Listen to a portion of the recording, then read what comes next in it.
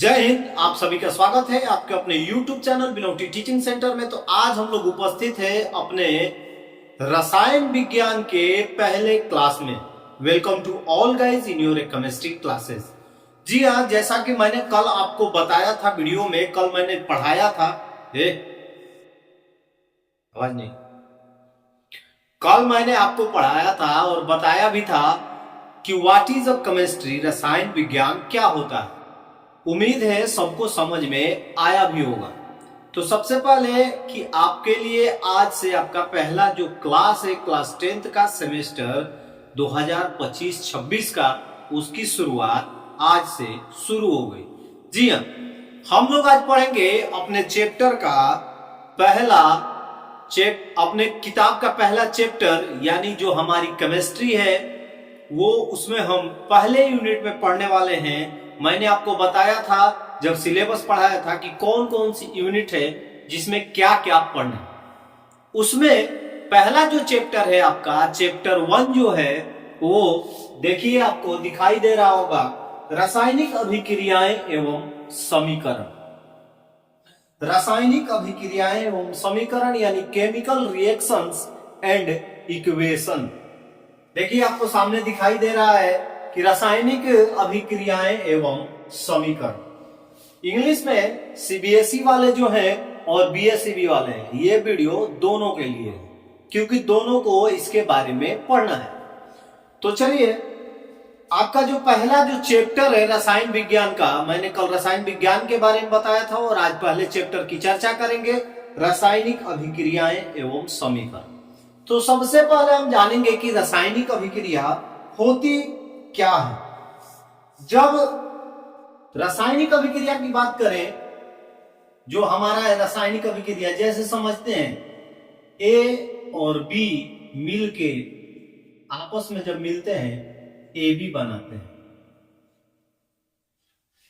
आपको दिख रहा है कि ए और बी, कोई एक पदार्थ जब दूसरे पदार्थ से मिलकर एक नया पदार्थ बनाता है तो उसे हम रासायनिक अभिक्रिया कहते हैं। What is a chemical reaction? The process in which a substance और substances undergo a chemical change to produce new substance or substances with entire new properties is called a chemical reactions। जब कोई दो पदार्थ या अकेले ही या किसी अन्य से क्रिया करके एक नए पदार्थ का निर्माण करता है जिसका गुण उसके मूल पदार्थ से बिल्कुल भिन्न होता है, उसी को हम कहते हैं रासायनिक अभिक्रिया, केमिकल रिएक्शन। सीधी सीधी भाषा में आप लोग समझ सकते हैं कि जब कोई पदार्थ अकेले या किसी और के साथ मिलकर एक नए पदार्थ का निर्माण कर लेता है तो उसे हम रासायनिक अभिक्रिया कहते हैं। लेकिन जो नया पदार्थ बनता है उसका गुण जो होता है मूल पदार्थ से भिन्न होता है। तो ए और बी मिलकर ए बी नहीं बनाते, ए और बी मिलकर सीडी बना देते हैं। क्या बना देते हैं? सीडी बना देते हैं। यानी कि पहला पदार्थ का गुण और दूसरे पदार्थ का गुण जो नया बना है इससे एकदम क्या होता है? भिन्न होता है। उससे क्या होता है? भिन्न होता है। यानी जब दो या अकेला कोई पदार्थ किसी दूसरे पदार्थ से मिलकर नया पदार्थ बना दे और उसका जो मूल गुण हो मूल पदार्थ से भिन्न हो, उसे हम कहते हैं रासायनिक अभिक्रिया।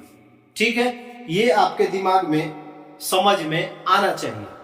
तो चलिए, आपको रासायनिक अभिक्रिया दिख रहा है, आपका जो कंटेंट है रासायनिक अभिक्रिया, नीचे है इसका आपका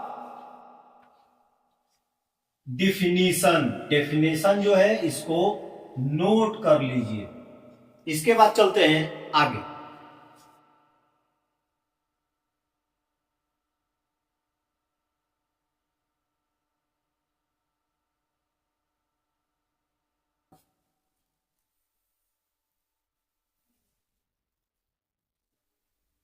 चलिए इस पे एक बार नजर डाल लेते हैं।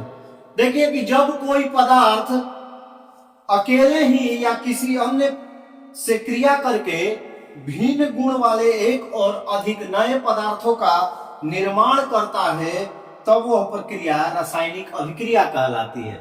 ठीक है, इंग्लिश में जब लिखते हैं सीबीएसई वाले लिखेंगे तो द प्रोसेस या the processes in which substance और substances undergo a chemical change to produce a new substance or substances with entire new properties is called a chemical reaction, is called a chemical reaction।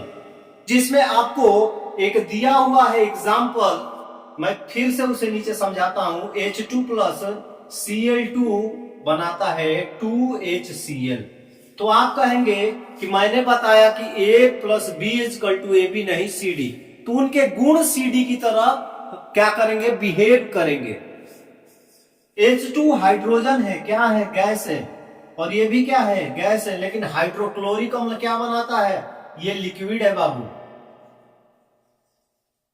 Gas gas मिलके liquid. अब ये आप बोलेंगे कि ये तो physical property हो गई, नहीं, फिजिकल प्रॉपर्टी की बात हम नहीं कर रहे हैं, उसके इंटायर गुण की बात कर रहे हैं, आंतरिक जो उसका गुण है उसके बारे में।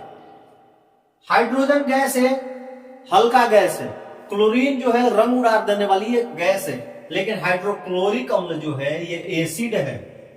ये क्या है, एसिड है। तो दो हाइड्रोजन और दो chlorine, two hydrogen and two chlorine make a hydrochloric अम्ल। जो हाइड्रोक्लोरिक अम्ल जो होता है उसका गुण जो होता है वो इन दोनों मूल पदार्थों के गुण से बिल्कुल भिन्न होता है। तो आप समझ गए होंगे कि जब दो या दो से अधिक पदार्थ आपस में मिलकर एक नए पदार्थ का निर्माण करते हैं जिसका मूल गुण जो होता है वो मूल पदार्थों से बिल्कुल भिन्न होता है, उसे हम रासायनिक अभिक्रिया कहते हैं। ये क्लियर हो गया। अब देखिए यहीं पे हम समझने की कोशिश करेंगे, उम्मीद है आप लोग लिख लिए होंगे। सबसे पहले हम आपको एग्जाम्पल से बताते हैं कि A plus B A B, तो कहता है कि आखिर कुछ तो होगा ना। तो जो रासायनिक अभिक्रिया में पदार्थ 1, 2, 3 जो भी भाग लेते हैं वो कहलाते हैं रिएक्टेंट। रिएक्टेंट और जो बनता है वो होते हैं प्रोडक्ट। हिंदी में इसे कहते हैं अभिकारक और इसे कहते हैं प्रतिफल। यानी किसी रासायनिक अभिक्रिया में जो पदार्थ भाग लेते हैं वो होते हैं अभिकारक, और किसी रासायनिक अभिक्रिया में दो पदार्थों के भाग लेने के बाद जो नया पदार्थ बनता है वो होता है प्रतिफल यानी कि product. Clear, the theory is clear.